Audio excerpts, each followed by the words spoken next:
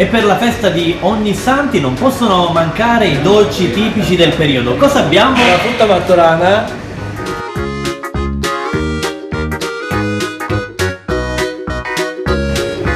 ossa de morto, in siciliano scardellini, in italiano scardelline, e tutto al limone o al cioccolato.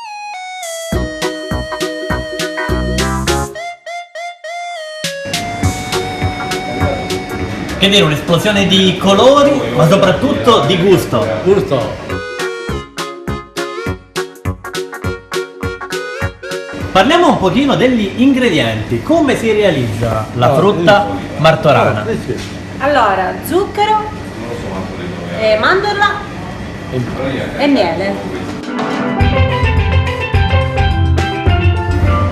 La cosa particolarissima poi è il tipo di forma che assume. Sembra della frutta, anzi è identica alla frutta. Esattamente, arance, fichi, nespole, pomodoro, limoni, ciliegie, poi abbiamo anche pezzi grandi come la banana, fichi d'India e quant'altro.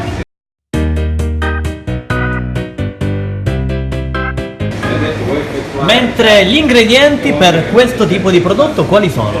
Zucchero, farina, miele, uova e un po' di frutta.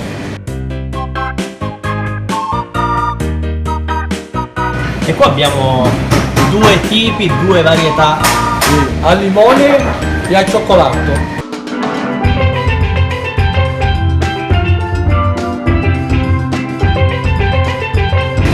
Buona festa da Ognissanti a tutti i nostri clienti.